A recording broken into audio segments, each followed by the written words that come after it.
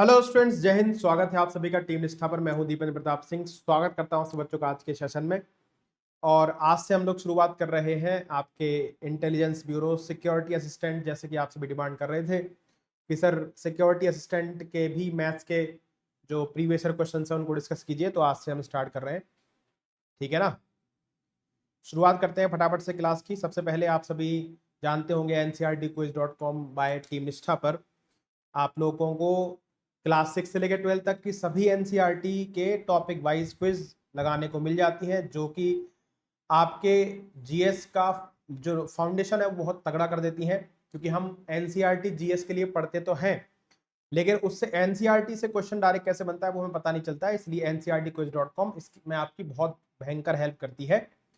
इसमें आपको history geography class 6 से लेकर 12 तक, साइंस क्लास 6 से लेकर 10 तक, पॉलिटी क्लास 9 से लेकर 12 तक, economy and art and culture class 11 12, इन सभी क्लासेस के टॉपिक वाइज एनसीईआरटी की क्विज देखने को आपको मिल जाएगी ncrtquiz.com पर, ठीक है। साथ ही साथ अगर आप सीडीएस सीएपीएफ एफकेट या अन्य किसी एग्जाम की प्रिपरेशन कर रहे हैं तो ncrtquiz.com पर इन सभी एग्जाम्स के आपको मॉक टेस्ट देने को भी मिल जाएंगे, ठीक है ना।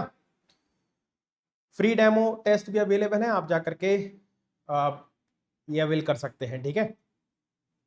शुरुआत करते हैं। सबसे पहले आईबीएसए 23 मार्च को जो पेपर हुआ था शिफ्ट 1 का, उसके मैथ्स के 20 जो क्वेश्चंस आते हैं, ठीक है ना।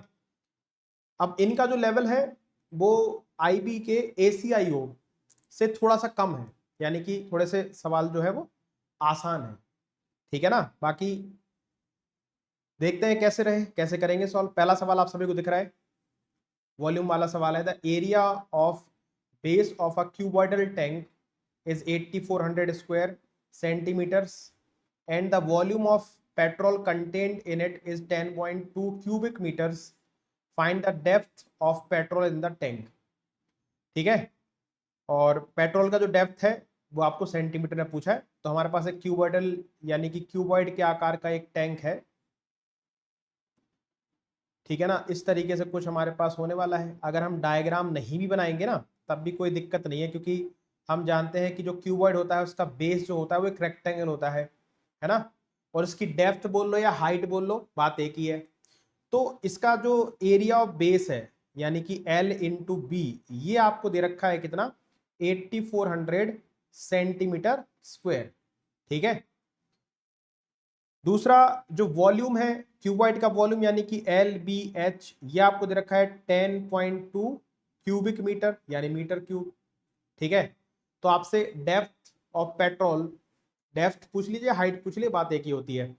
तो LBH में LB कितना हमारे पास है 8400 है, इंटू H, इसको सॉल्व करना था आंसर आ जाएगा।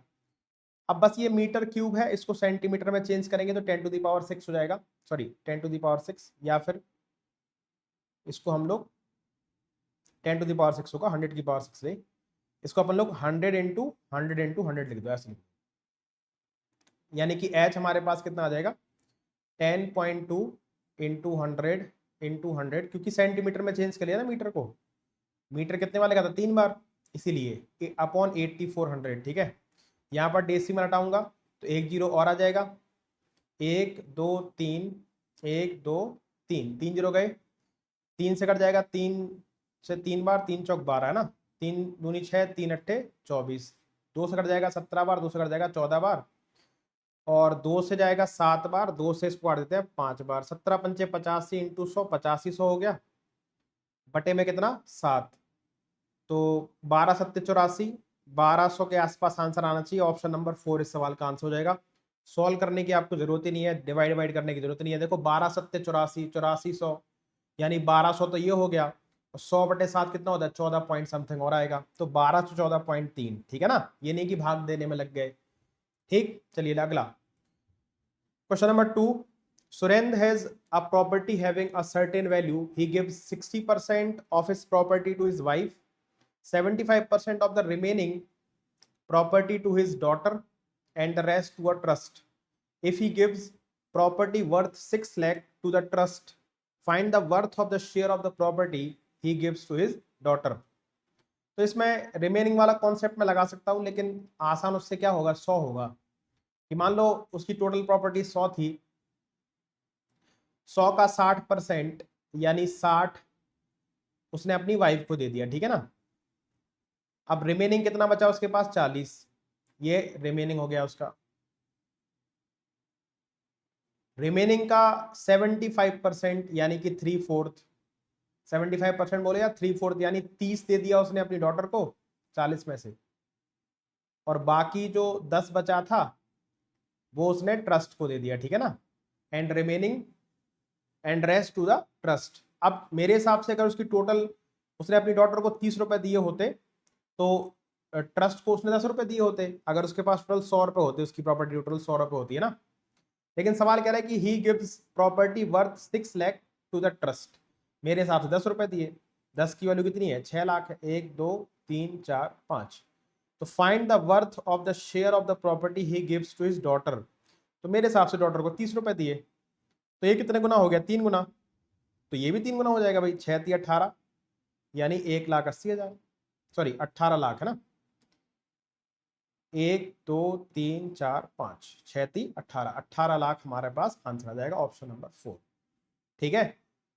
इसको हम ऐसे भी कर सकते हैं लेकिन वो थोड़ा सा लेंथी हो जाएगा, कि मान लीजिए एक्स रुपए उसकी टोटल प्रॉपर्टी थी, एक्स मान के भी कर सकते हो। 60% कितना होता है भाई, 60% उसने अपनी वाइफ को दे दिया, कितना होता है 3/5।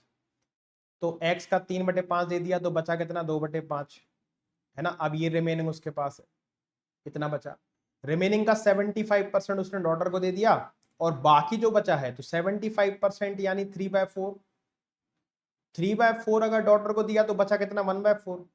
ये जो बचा है वो उसने ट्रस्ट को दिया, जो कि 6 लाख के बराबर है। तो यहां से क्या होगा, यहां से एक्स आ जाएगा, यानी उसकी टोटल प्रॉपर्टी आ जाएगी, ठीक है ना। तो 2 से 2 बार चला जाएगा, 5 दूनी 10 यानी 1 जीरो और बढ़ जाएगा, तो उसकी टोटल प्रॉपर्टी कितनी हो जाएगी, 60 लाख हो जाएगी, ठीक है ना। टोटल प्रॉपर्टी 60 लाख हो गई। अब टोटल प्रॉपर्टी 60 लाख हो गई। अब यहां से आपको फिर से सॉल्व करना पड़ेगा, 1 2 3 4 5, कि इसका 2/5 जो बचा था उसका 75% उसने अपनी डॉटर को दिया। ये उसकी टोटल प्रॉपर्टी थी। सबसे पहले उसने अपनी टोटल प्रॉपर्टी का 60% अपनी वाइफ को दिया, 60% यानी 3/5। अगर पूछता वाइफ को कितना दिया तो 60 लाख का 3/5, लेकिन डॉटर को दिया है वाइफ को देने के बाद जो बचा था उसका 75%। तो वाइफ को देने के बाद बचा था 2/5, इसका 75% यानी 3/4, ये उसने किसको दिया है, डॉटर को। तो इस तरीके से भी किया जा सकता है, लेकिन यहां से देखो 100 मानने से डायरेक्ट आंसर आ गया। तो 2 दूनी 4 5 दूनी 10 यानी 1 जीरो कट जाएगा, 6 3 18, 18 लाख हमारा आंसर यहां से भी बन जाएगा, ठीक है ना। तो ऑप्शन नंबर 4 इस सवाल का आंसर है। अगला question number 3, two trains are running in opposite direction, they cross a man standing on a platform in 28 seconds and 10 seconds respectively, they cross each other in 24 seconds, what is the ratio of their speeds। बहुत ही सही सवाल है। दो train है, एक दूसरे के opposite चल रही हैं, ठीक है। एक पर्सन है, इस पर्सन को ये दोनों ट्रेन क्रॉस कर रही हैं, एक को लगते हैं 28 सेकंड इस पर्सन को क्रॉस करने में, और एक को लगते हैं 10 सेकंड। ऑब्वियसली बात है, अलग अलग स्पीड होगी। मान लो इसकी स्पीड एक्स है, इसकी स्पीड वाई है, और ये दोनों ट्रेन एक दूसरे को 24 सेकंड में पार कर लेती हैं, तो उनके स्पीड का रेशियो क्या है, ठीक है ना। स्पीड हमने एक्स और वाई मान ली।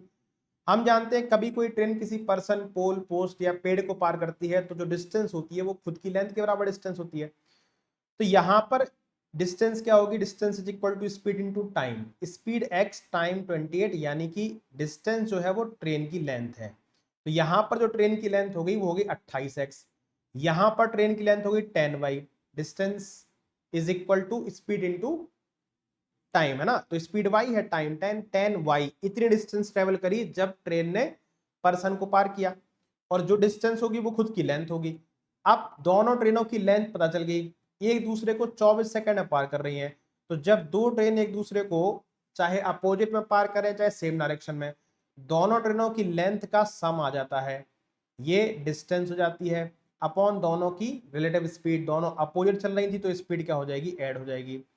क्रॉस मल्टीप्लाई कर देंगे, एक इक्वेशन दो वेरिएबल रेशियो ही मिलेगा। तो 24x प्लस 24y बराबर क्या आ जाएगा हमारे पास, 28x प्लस 10y। 28 में 24 गया 4x, 24 में से 10 गया 14 वाई, 2 से 2 बार गया, 2 से 7 बार गया, ठीक है ना। तो ये हो गया 2x is equal to 7y, यानी x बटे वाई हमारे पास आ गया 7/2, और x और y हमने क्या माना था, स्पीड मानी थी, यानी दोनों ट्रेनों की स्पीड का जो रेशियो है वो 7:2 है। ऑप्शन नंबर ए के इस सवाल का आंसर। तो आसान सवाल था ये वाला भी। अगला, what is the compound interest on a sum of 15,000 at 18% per annum for 3/4 3/4 मतलब 3.5, तो 3.5 साल,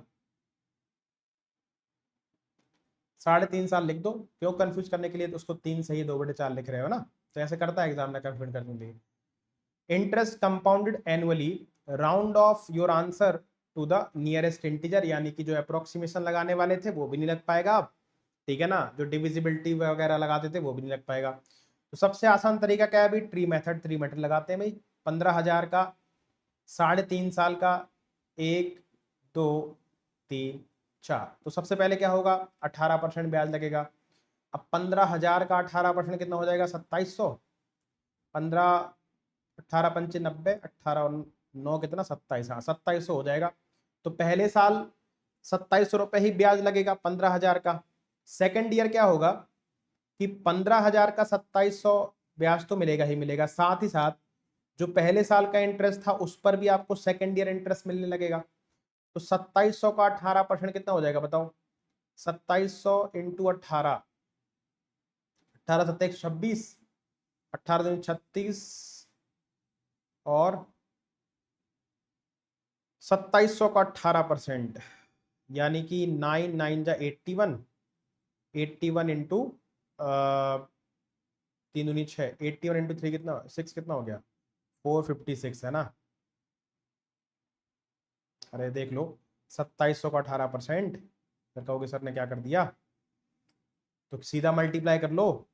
18 7 26, कैरी 12, 18 दूनी 36 और 12 48, 486 आएगा, ठीक है ना,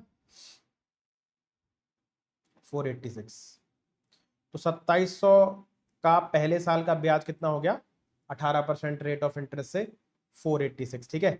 तो ये 2 साल का काम खत्म हो गया। अब तीसरी साल देखो आसान हो गया थोड़ा, 15,000 का 18% 2700, ये जो पहली साल का इंटरेस्ट था इस पर भी आपको तीसरे साल इंटरेस्ट मिलेगा, कितना हम निकाल चुके हैं, 486 रुपए। ये जो सेकेंड ईयर का इंटरेस्ट है इस पर भी आपको थर्ड ईयर इंटरेस्ट देना पड़ेगा, 486 रुपए, है ना। और जो सेकेंड ईयर का इंटरेस्ट है उस पर भी, यानी 486 पर भी आपको 18% ब्याज देना पड़ेगा। ये कितना हो जाएगा भाई, ये 18 छक्के 108 हो गया, कैरी 10, 18 8 144, 10 154, कैरी 15, 18 चौक 72 और 15 87, है ना, अपॉन 100, यानी 87.48 इतना तो हो गया 3 साल का, ठीक है। अब देखो चौथे साल क्या होगा कि पूरे 1 साल का ब्याज कितना है, 18%, लेकिन यहां पर तो आधे साल ही ब्याज लग रहा है, हाफ ईयर, तो हाफ ईयर 9% ही ब्याज लगेगा, पूरे साल 18%, तो आधे साल अप्रोक्सीमेट 9% ब्याज लगेगा। तो ये 3 साल का काम हो गया था, लेकिन हमें 3.5 साल का निकालना था, यानी अगले 6 महीने का ब्याज और निकालना है, ठीक है ना। तो सीधा हमने रेट ऑफ इंटरेस्ट को ही चेंज कर लिया। आप चाहो तो इंटरेस्ट निकाल लो फिर उसको आधा कर दो, या फिर सीधा रेट ऑफ इंटरेस्ट को आधा कर दो। तो 15,000 का 9% कितना आ जाएगा, 1350 रुपए, ठीक है ना। अब जरा एक बार इन सबको जोड़ करके देख लेते हैं ऑप्शंस, क्योंकि बहुत नजदीक है। 27 27 27 27 कितना हो गया, 8100, है ना, 27 8100, और प्लस कितना हमारे पास 1350, और कितना हो जाएगा देखो, अगर और देखोगे आप ना तो जो फोर्थ टाइम लगेगा ब्याज, उसमें 2700 का 9%, इस 2700 का 9% और इस 2700 का 9% भी होगा। तो 2700 का 18% 486 था, इसका आधा कर दो, क्योंकि 2700 का 9% निकालना है ना। तो आधा कितना हो जाएगा, ये हो जाएगा 243, ये भी हो गया 243, ये भी हो गया 243, इतने तक ही चलते हैं, इससे आगे नहीं बढ़ते, ठीक है। इतने से ही एक बार चेक कर लेते हैं कितना आंसर आ रहा है।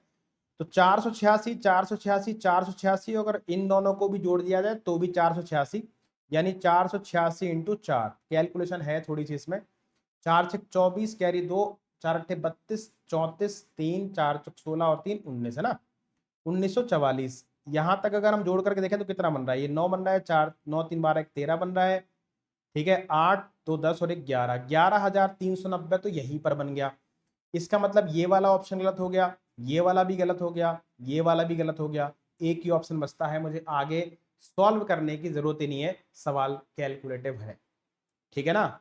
अभी क्या होगा, ये जो फोर्थ ईयर है इस पर 15,000 का 9% लगा था 1350, ये पहले साल का 2700 का 9% 243 रुपये आया, सेकेंड ईयर का जो 27 था उसका 9% 243 आया, ये थर्ड ईयर का जो 2700 था इसका 9% 243 आया, अभी 486 इसका इसका इसका, इन तीनों का भी ब्याज आपको यहीं पर मिलेगा, है ना, और इसका भी ब्याज मिलेगा आपको। तो अभी हमारा 11,300 से और ज्यादा आंसर आएगा, जबकि अगर हम देखें अप्रोक्सीमेट करना था तो 11,864 के आसपास आंसर आ जाएगा, लेकिन आपको पूरा सॉल्व करने की जरूरत नहीं है, इतने से काम चल गया, ठीक है ना। तो ट्री मेथड बेस्ट मेथड है इसमें। बाकी आप चाहो तो पूरे 4 साल का निकाल लो, है ना, और जो चौथे साल का है उसका आधा कर देना, तो भी कैलकुलेशन आएगी थोड़ी सी, क्योंकि उसने अप्रोक्सीमेट पूछा है, ठीक है ना। चलिए question number 5, solutions A and B contains acid to water in the ratio 4:5 and 5:7 respectively. 3 liters of A is mixed with 5 liters of B. In 960 ml of this solution, how much acid should be mixed so that the ratio of acid to water becomes 1:1 in the resulting solution? तो हमारे पास दो solution है A और B, जिनमें क्या है, acid और water है, ठीक है ना। तो पहले वाले में एसिड और वाटर का रेशियो 4:5, दूसरे वाले में एसिड और वाटर का रेशियो 5:7, तो ये टोटल कितना हो गया, 5 4 9 हो गया, 7 5 12 हो गया। लेकिन आपने क्या लिया, आपने लिया 3 लीटर लिया ए का और इसको मिक्स कर दिया 5 लीटर बी के साथ, यानी कि 3:5, ठीक है। तो हमें जो क्वांटिटी मिक्स करनी है वो 3:5 में करनी है। तो हम क्या करेंगे, हम ये जो क्वांटिटी है इसको 3:5 बनाएंगे, सबसे पहले इनको इक्वल करेंगे, 36 बनाएंगे, 9 चौको 36, 12 तिया 36, सबसे पहले 1:1 बनाया, 9 और 12 को इक्वल करने के लिए 36 बना दिया, 4 का मल्टीप्लाई 3 का मल्टीप्लाई, अब यहाँ पर 3 का मल्टीप्लाई, यहाँ पर 5 का मल्टीप्लाई, तो ये टोटल 12 का मल्टीप्लाई हो गया, तो यहाँ पर ही 12 का मल्टीप्लाई कर दो, ठीक है। यहाँ पर 15 का मल्टीप्लाई हो गया, तो यहाँ पर भी आप 15 का मल्टीप्लाई कर दो, और एसिड को एसिड में मिला देंगे, वाटर को वाटर में। ये कितना हो गया, 12 चौको 48 हो गया, 15 बना 75 हो गया, ये 12 पंचे 60 हो गया, 15 7 105, 105 60 165 हो गया।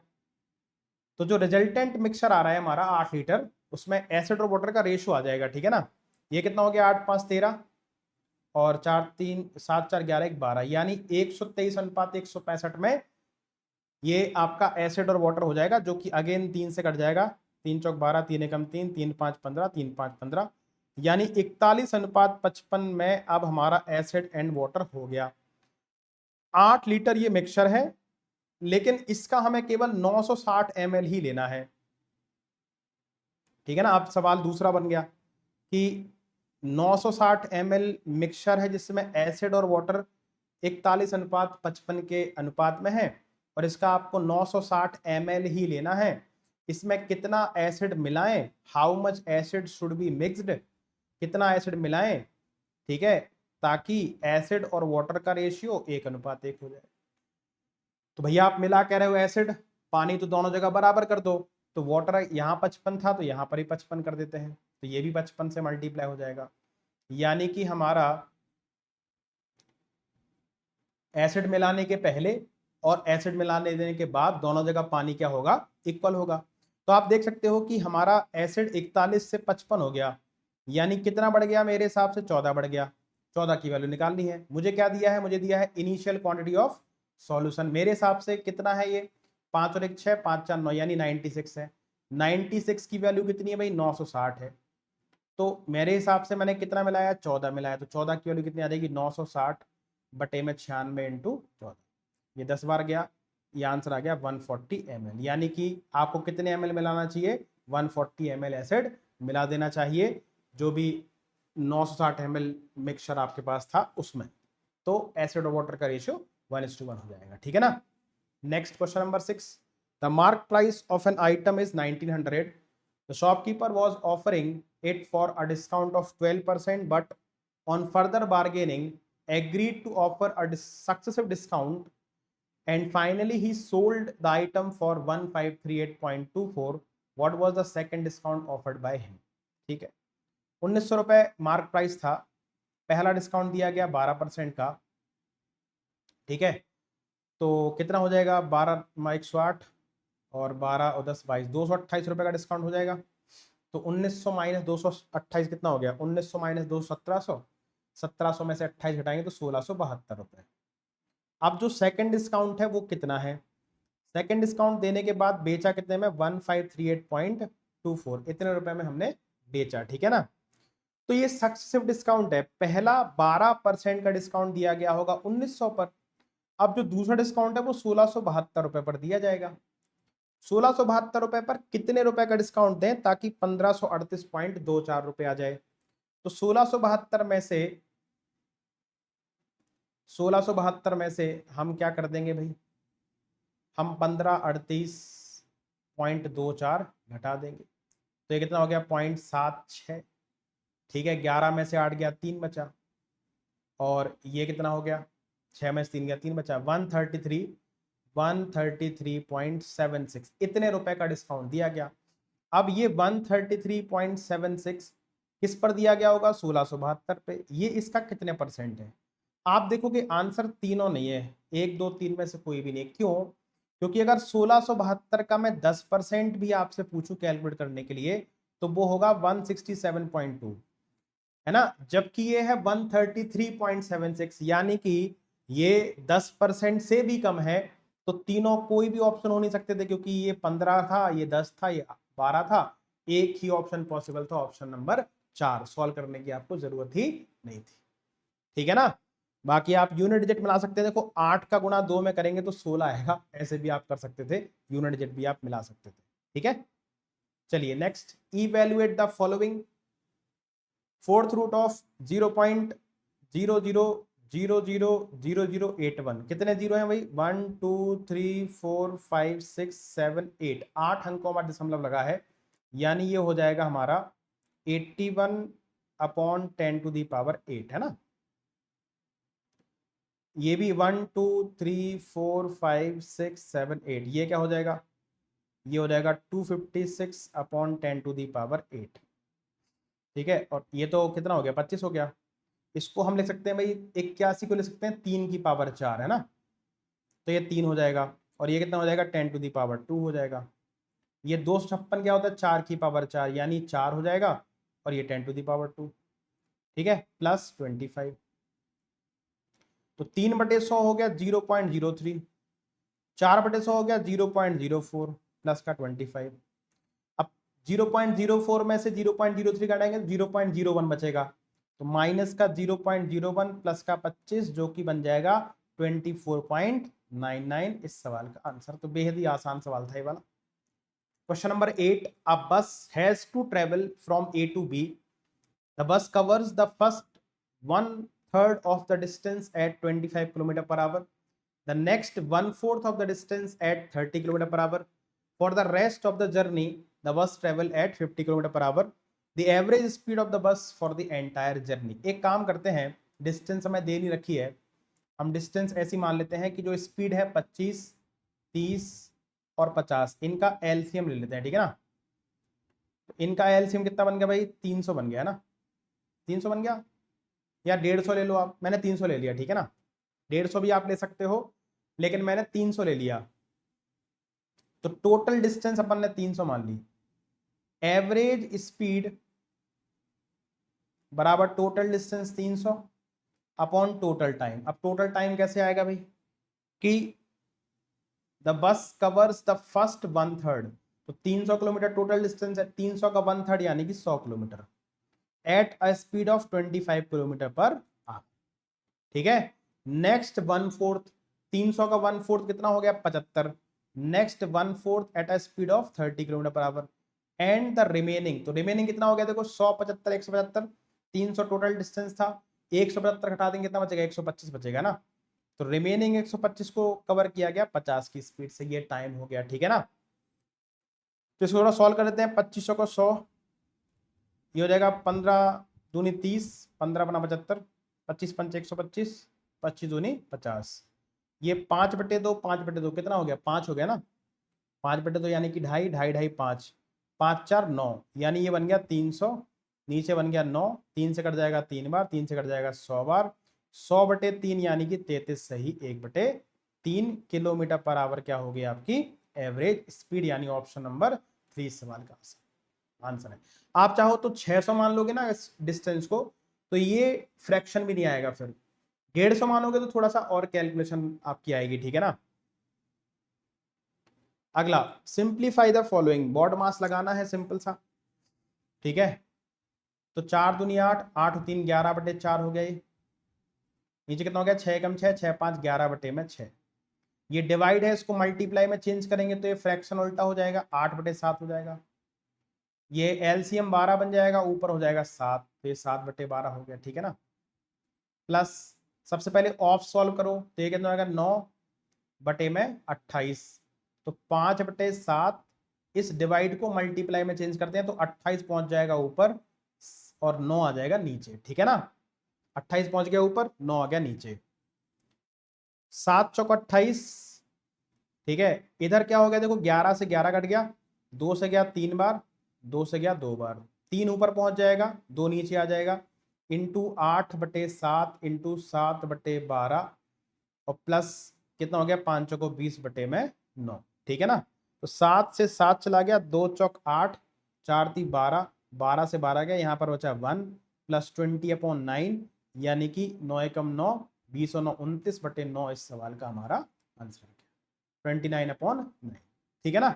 Next, the sum of all 4 digit numbers which are divisible by both 3 and 5, तो 4 डिजिट के उन सभी नंबर का सम बताना है जो 3 और 5 दोनों से विभाजित हों, यानी कि नंबर 3 से भी डिविजिबल होना चाहिए और नंबर 5 से भी होना चाहिए, यानी सीधा सीधा आप 15 से देख लो कि नंबर 15 से डिविजिबल होना चाहिए, ठीक है ना, क्योंकि 3 से भी होना चाहिए और 5 से भी होना चाहिए, यानी कि 15 इनका एलसीएम। अब अगर आप से पूछ रहा है व्हाट इज द सम, तो सम हमारा 3 से भी होगा और 5 से भी डिविजिबल होगा, है कि नहीं। तो अगर आप डिविजिबिलिटी चेक करोगे तो इन दो ऑप्शन में आप फंस जाओगे, क्यों, क्योंकि इनके डिजिट देखो जरा, 3 2 9 5 8, 3 2 9 8 5, तो डिजिट इधर इधर हुए हैं, ठीक है ना। तो आप डिविजिबिलिटी रूल लगाओगे तो ये दो ऑप्शन को आप नहीं सिंप्लीफाई कर पाओगे, क्यों, क्योंकि चारों ऑप्शन 5 से डिविजिबल हैं, आपको 3 का डिविजिबिलिटी रूल चेक करना है। तो 3, ये 9 गया, ये 3 गया, 2 और 1 3, 5, ये 3 से डिविजिबल नहीं है, ये ऑप्शन आंसर नहीं हो सकता। ये 9, ये 3, 8 5 13, ये 3 से डिविजिबल नहीं है, ये आंसर नहीं हो सकता। ये 9 हो गया, ये 3 हो गया, देखो 8 2 10 और 5 15, 3 से डिविजिबल है। ये 9, ये 3, 8 2 10 5 15, ये भी आपका 3 से डिविजिबल है, ठीक है। अब आप फंस जाओगे, तो आपको इसमें मेथड ही लगाना पड़ेगा। मेथड क्या है भाई, कि हमें सबसे छोटा नंबर ढूंढना पड़ेगा 4 डिजिट का जो 15 से डिविजिबल है, और सबसे बड़ा 4 डिजिट का नंबर ढूंढना पड़ेगा जो 15 से डिविजिबल है। कैसे ढूंढे, सबसे छोटा नंबर क्या होता है 4 डिजिट का, 1000, 1000 को 15 से भाग कर देना, तो 15 को अगर मैं 60 बार भाग करूंगा, या 15 छक्का 90 करते हैं, फिर से 6 बार जाएगा, यानी 10 रिमाइंडर बचेगा। तो अगर हम 1000 में से ये 10 घटा दें तो 990 1000 से तुरंत पहले वो नंबर है जो 15 से डिविजिबल है, लेकिन हमें तो 4 डिजिट का चाहिए। तो ये 1000 के सबसे नजदीक मल्टीपल ये है 15 का, अगर हम इसमें 15 और ऐड कर दें, ठीक है ना, यानी 1005, 1005 वो सबसे छोटा 4 डिजिट का नंबर है जो हमारा क्या हो जाएगा, 3 और 5 यानी 15 से कंप्लीटली डिविजिबल हो जाएगा, है ना। अब सबसे छोटा नंबर तो मिल गया मुझे 1005, इसमें फिर 15 जोड़ देंगे तो 1020, ऐसे चलता जाएगा, फिर 1035, 15 15 के अंतर पर ये चलता जाएगा। सबसे बड़ा नंबर ढूंढ लेते हैं, क्योंकि हमें सम निकालना है, सन हम ये फॉर्मूला लगाने वाले हैं n/2 a + n, ये फॉर्मूला मुझे लगाना है। तो फर्स्ट टर्म मुझे मिल गया, लास्ट टर्म और मिल जाए, ठीक है ना, लास्ट टर्म और मिल जाए। ये दो ऑप्शन मेरे कट गए थे, ये दो ऑप्शन मेरे कट गए थे, ठीक है। अब लास्ट टर्म कैसे मिलेगा भाई, सबसे बड़ा नंबर क्या होता है हमारे पास 4 डिजिट का, 9999। इसको 15 से भाग करो तो 15 छक्का 90, फिर 99 आ जाएगा, फिर 15 छक्का 90, फिर 99 आ जाएगा, 15 छक्का 90, फिर 9 आ जाएगा, ठीक है। यानी हम 9999 में से जब 9 घटाएंगे तो ये जो नंबर है ये सबसे बड़ा नंबर है 4 डिजिट का, जो 15 से डिविजिबल है। यानी सबसे बड़ा नंबर ही मिल गया मुझे 99999990, ठीक है ना। अब नंबर ऑफ टर्म्स कैसे निकालते हैं, last term minus first term divided by common difference, common difference 15 का होगा और प्लस 1। तो 9990 में से 1000 घटाओ, 8990, इसमें से 5 और घटा दो यानी 8985 बटे 15 प्लस 1, 15 पना 75, ठीक है, 15 पना 75, कितना बचा 14, ठीक है, 148, 15 नमा 135, ठीक है, 148 में से 135 गया, फिर से 135 बचा, 15 नमा 135, 599 प्लस 1 600, यानी नंबर ऑफ टर्म्स कितने हो गए 600 हो गए इसमें।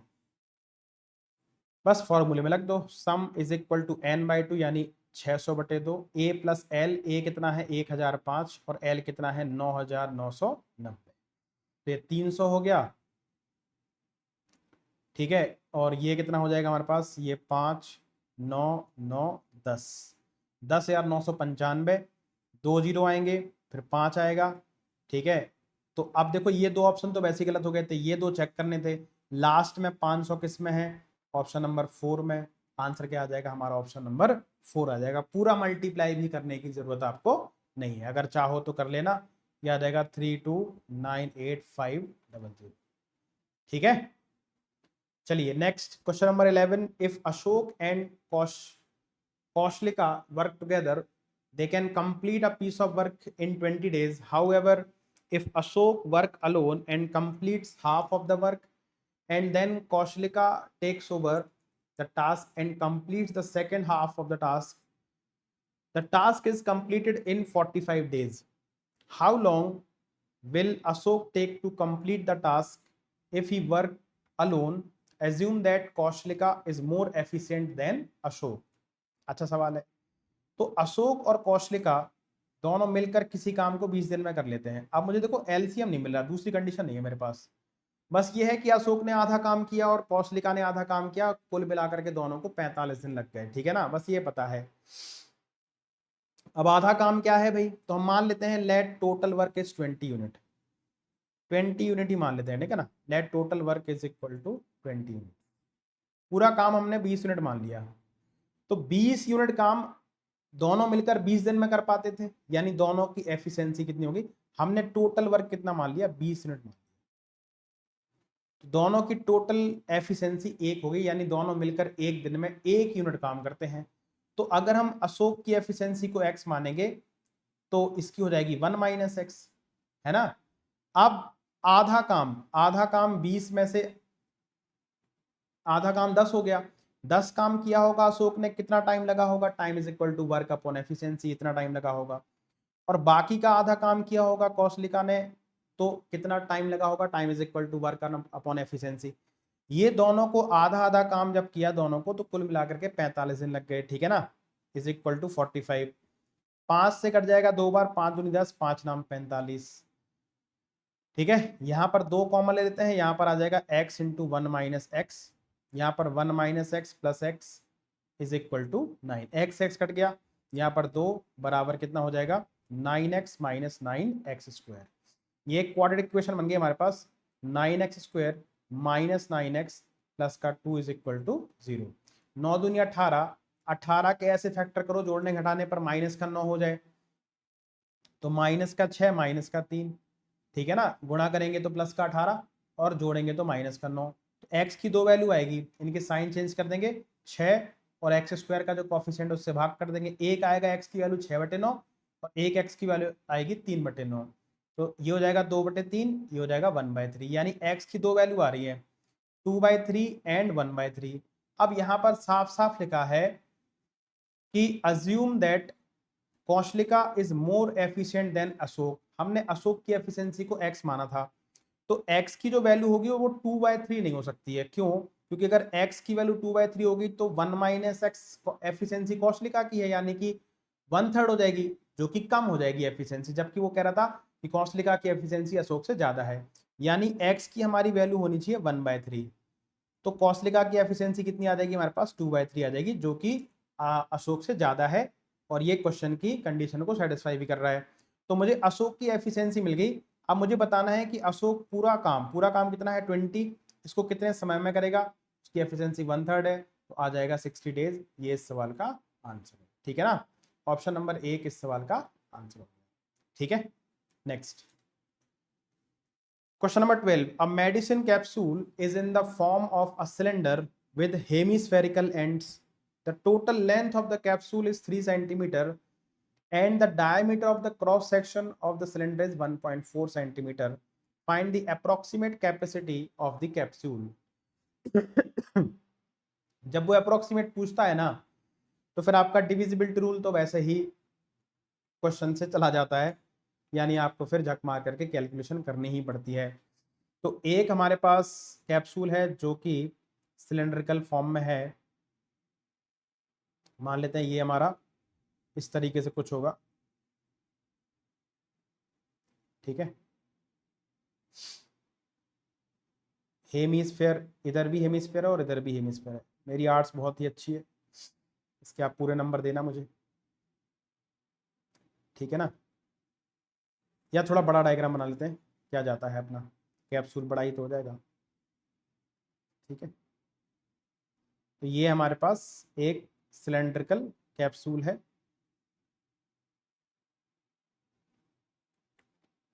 और इसके जो दोनों एंड्स हैं वो हेमीस्फेयर है, इस तरीके से होंगे कुछ।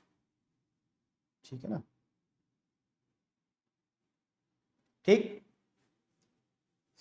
अब टोटल जो लेंथ है वो 3 सेंटीमीटर है, यानी कि यहां से लेकर के और यहां तक टोटल कितना है? 3 सेंटीमीटर। ठीक, the diameter of cross section of cylinder is 1.4 centimetre. जब आप सिलेंडर का क्रॉस सेक्शन निकालोगे तो सर्कल आएगा, यानी सर्कल की डायमीटर 1.4 है, तो रेडियस होगी 0.7। ये भी 0.7 हो जाएगा और ये रेडियस भी क्या हो जाएगी? 0.7 हो जाएगी। ये भी 0.7 हो गया। ठीक है ना? और ये भी, क्योंकि हेमीस्फेयर है ना ऊपर नीचे, तो ये सेमी सर्कल ही तो है, तो 0.7 यानी अगर मैं सिलेंडर की हाइट देखूं तो 0.7 यानी कि 1.4 हट जाएगा। 3 में से 1.4 हट गया, यानी सिलेंडर की हाइट यहां से लेके यहां तक कितनी हो गई? 1.6। अब जो टोटल वॉल्यूम कैपेसिटी पूछ रहा है वो क्या हो जाएगी? इस हेमीस्फेयर और इस हेमीस्फेयर का वॉल्यूम प्लस सिलेंडर का वॉल्यूम। ठीक है ना? तो दो हेमीस्फेयर है, 2 इंटू 2/3 पाई आर क्यूब, और एक सिलेंडर है पाई आर स्क्वायर एच। ये होगी टोटल कैपेसिटी ऑफ जो भी कैप्सूल है उसकी। ठीक है ना? यानी ये 4/3 ही हो गया। पाई को 22/7 रख देते हैं। आर कितना है? 0.7 इंटू 0.7 इंटू 0.7। ठीक है ना? यहाँ पर 22/7, आर कितना है? 0.7 इंटू एच कितना है? 1.6। ठीक है ना? अब देखो ये डेसिमल या हटा दो, या फिर ये कह दो कि ये 0.1 हो गया। ठीक है ना? अप्रोक्सीमेट ही बताना है, तो इसको हम 7 बार काट देते हैं। तो 7 7 7 हो गया 343, इंटू 4 करते हैं, तो 4 × 3 = 12, 16 × 1 = 17। ठीक है, 12 और 1 = 13, 4 × 3 = 12, 4 × 16 = 17, 4 × 3 = 12 = 13। ठीक है, अब 1 2 3, तो 3 अंकों में दशमलव है, तो अप्रोक्सीमेट 1.372 यहां से आ गया। ठीक है ना? यहां पर देखो ये 7 से 7 कट जाएगा 0.1 टाइम्स। 16 सत्ते कितना होता है? 112 इंटू 22, 22 दूनी 44, 22 से कम 22, 22 4 26, 22 और 2 24। 3 अंकों में दशमलव है, 1 2 3, तो यहाँ पर भी 2 पॉइंट, यानी अप्रोक्सीमेट अगर देखें तो 2.464 के आसपास ये आ रहा है। तो ये कितना हो गया? 4 2 6 7 6 13, 4 3 7 और 1 8, ये 3.8 के समथिंग आ रहा है। तो अप्रोक्सीमेट अगर करें तो 4 आंसर हमारा बन जाएगा। ऑप्शन नंबर 4 इस सवाल का उत्तर है। 2 बहुत दूर है, 6 बहुत दूर है, तो 3.8 के सबसे नजदीक कौन सा था? 4 था, ठीक है ना। तो इसमें कैलकुलेशन करनी पड़ेगी आपको। Question number 13, in a box there are 10, 20 and 50 rupees note in the ratio 357. The total amount of notes is 3360. Find number of 20 rupees notes and 50 rupees notes taken together. ठीक है ना। तो हमने क्या पढ़ा है कि भाई रेशियो वाले सवालों में आप जो रेशियो दोगे हम वही रेशियो मान लेते हैं। हमारे पास 10 रुपए, 20 रुपए और 50 रुपए के नोट्स हैं। इनके नंबर का रेशियो हमारे पास कितना है? 3:5:7। तो भैया मान लेते हैं कि हमारे पास 10 रुपए के 3 ही नोट हैं, तो 30 रुपए बने हमारे पास। 20 रुपए के 5 नोट है तो 100 रुपए हो गए। 50 रुपए के 7 नोट तो 350, 350, 450, 480, यानी हमारे पास 480 रुपए होने चाहिए थे, जबकि हमारे पास है कितने? 3360। तो कह रहा है find the number of 20 and 50 rupees not taken together. तो मेरे हिसाब से 20 रुपए और 50 रुपए के 7 और 5 12 नोट है टोटल। तो 12 की आपको वैल्यू बतानी है। 3360 अपॉन 480 इंटू कितना? 12। तो 12 चौको 48, 1 जीरो से 0 कट जाएगा, 4 अट्ठे 32, 4 चौको 16, यानी 84। 50 रुपए और 20 रुपए के जो टोटल नोट है वो हमारे पास 84 है, ठीक है ना। और वैसे भी देखते ना कि 7 और 5 12 से एक ही नंबर कट रहा था, 84। 79 भी कट रहा था, 80 भी नहीं कट रहा था, 73 भी नहीं कट रहा था।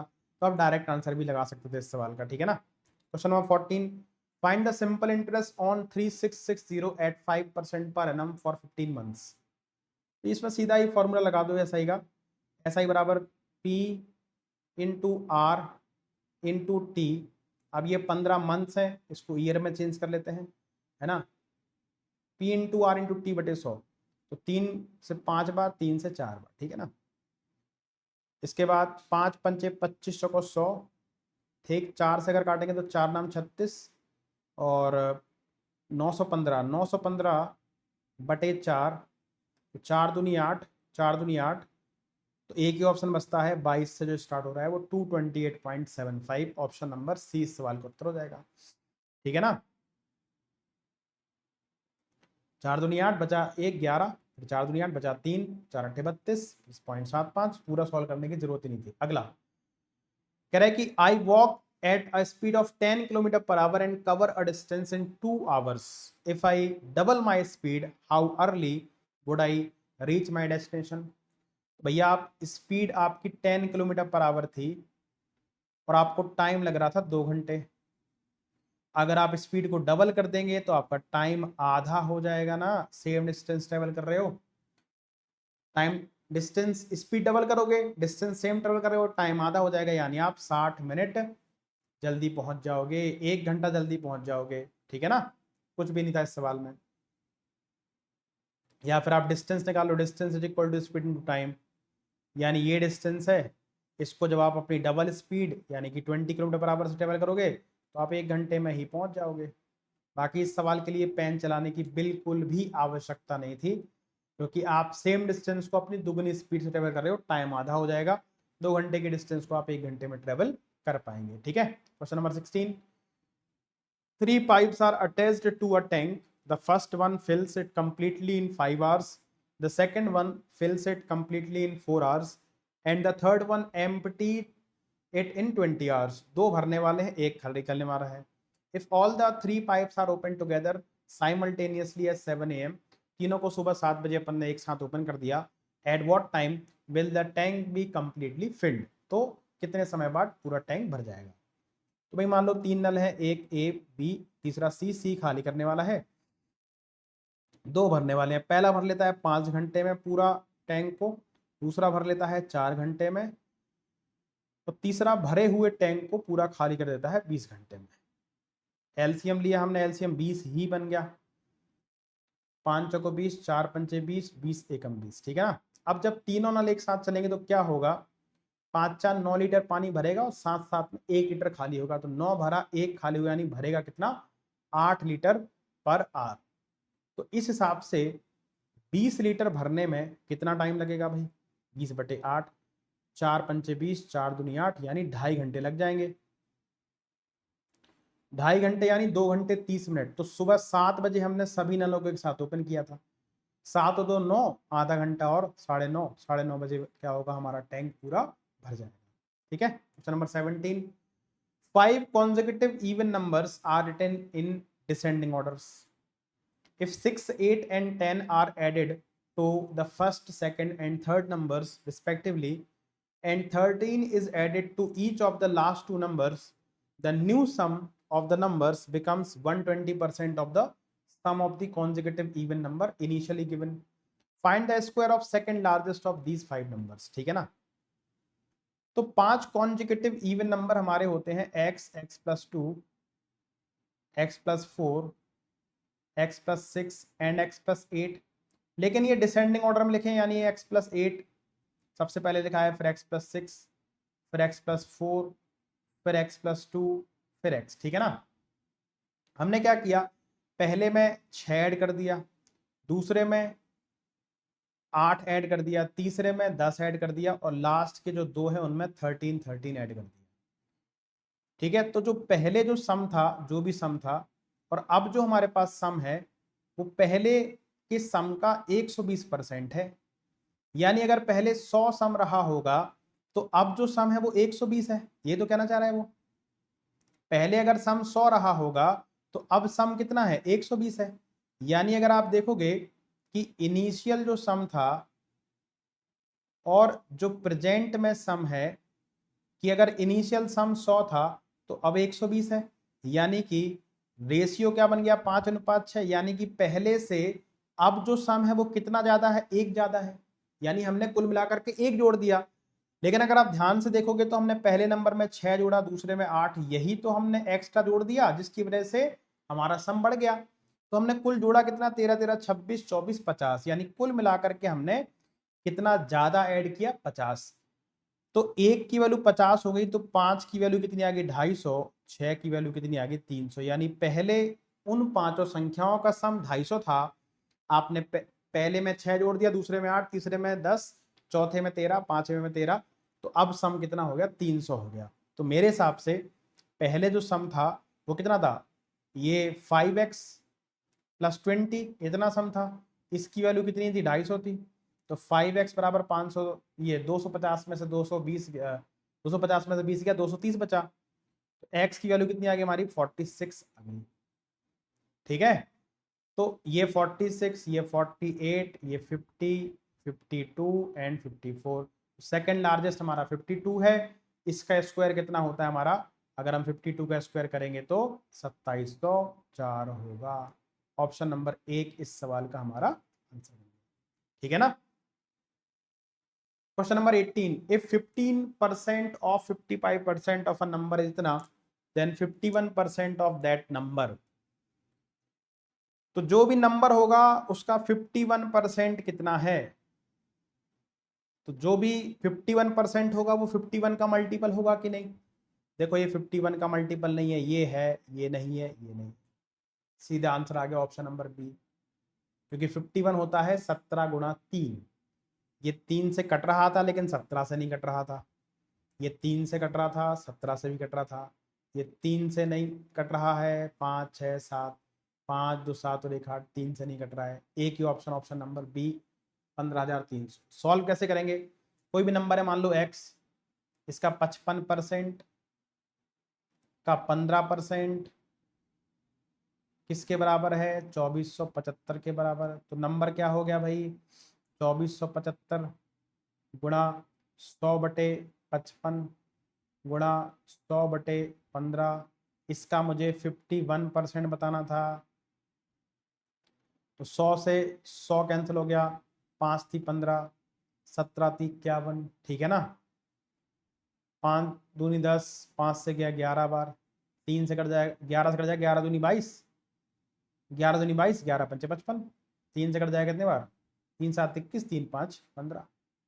तो 75 दूनी 150, ठीक है, इंटू 17। सही है ना। ये 1500 हो गया, 1 2 17 पंचे 85। ठीक है।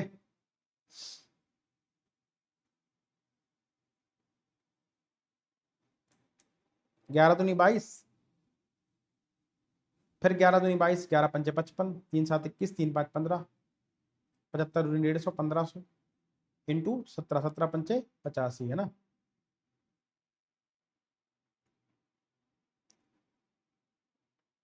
ओ ओ ओ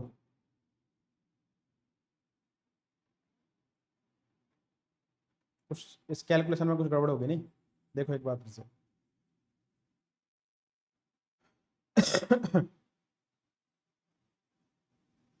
2475 इंटू 100/55 इंटू 100/15, क्योंकि आंसर तो हमारा आ चुका है। इसका 51%, 51/100, तो 100 से 100 चला गया। 3 से 5 बार कटेगा, मैंने 3 बार काट दिया था। 3 से कटेगा 5 बार, 3 से कटेगा 17 बार, ठीक है। अब 5 से कट जाएगा ये 20 बार, 5 से कट जाएगा 11 बार, 11 से कट जाएगा 11 दूनी 22, 11 दूनी 22, 11 पंचे 55, 5 से कटेगा 5 चौको 20, 5 पंचे 25 ना। 45 दूनी 90, 900 आ जाएगा इंटू 17, 17 नंबर 153, ये आ जाएगा 15,300। सावधानी हटी, दुर्घटना घटी। हमने तो पहले आंसर लगा लिया था। क्वेश्चन नंबर 19, L बराबर 6/5m, यानी यहाँ पे L/m कितना हो गया 6/5, m is equal to 5/8 of n, यहाँ से m/n कितना आ गया 5/8। What is the ratio of L is to n, तो यहाँ से अगर हम देखें तो L, m और n का रेशियो लिख सकते हैं ना, क्योंकि m की वैल्यू दोनों जगह सेम है, तो कुछ भी करने की जरूरत नहीं है। L 6 है, m 5 है, n 8 है। हमसे L और n का रेशियो पूछ रहा था, यानी कि 6:8, यानी कि 3:4 इस सवाल का उत्तर हो जाएगा। एकदम आसान, option number 4। Last question, question number 20, if some items of clothing bought at price ranging from 250 to 400 are sold at price ranging from 350 to 550, then what is the maximum possible profit that might be made in selling 12 such items of clothing? तो अगर आपको maximum profit कमाना है तो CP आप minimum रखो 250 रुपए, और एसपी आप मैक्सिमम रखो 550, यानी एक आर्टिकल पे आपको 300 रुपए का प्रॉफिट होगा, तो 12 आर्टिकल पे 3600 का मैक्सिमम प्रॉफिट हो जाएगा, ठीक है ना। ऑप्शन नंबर 2 इस सवाल का सही है। तो ये थे आपके 20 क्वेश्चंस आईबी सिक्योरिटी असिस्टेंट के, और 23 मार्च शिफ्ट 1 का ये पेपर था, ठीक है ना। और अभी तक के जितने भी सवाल थे उसमें थोड़ी कैलकुलेशन एक तो कंपाउंडर्स वाले में थी, और एक हमारा जो पाई वाला था, है ना, जो कैप्सूल वाला था, इन 2 क्वेश्चन में कैलकुलेशन थी। बाकी सारे सवाल आपके आसान थे, तो उनमें आप टाइम दे सकते थे, 20 के 20 सवाल आप इसमें अटेम्प्ट कर सकते हो, क्योंकि बाकी जो सवाल थे वो बहुत जल्दी सॉल्व होने वाले थे। जो डबल स्पीड वाला था उसको तो आप देख के आंसर कर सकते थे, ठीक है ना। परसेंटेज वाला सवाल था उसको भी आप देख करके आंसर कर सकते थे। जो भी टाइम आपका आपने लगाया था 15 मिनट या 20 मिनट का, जो भी मैथ्स के अंदर आप लगाने वाले थे, उसी टाइम के अंदर आपके पूरे 20 क्वेश्चन ये सॉल्व हो सकते थे। जिसमें ज़्यादा टाइम लग रहा था, बाकी जो सवाल थे वो बैलेंस कर रहे थे, ठीक है ना। तो कोई भी ऐसा कठिन सवाल नहीं है, आराम से आप जा करके, अगर आपकी अरिथमेटिक और थोड़ा बहुत एडवांस अच्छा है तो आप इसमें अच्छा कर ले जाओगे, ठीक है ना। चलिए मिलते हैं नेक्स्ट क्लास में नेक्स्ट शिफ्ट के साथ। Till then take care, bye bye, जय हिंद, वंदे मातरम।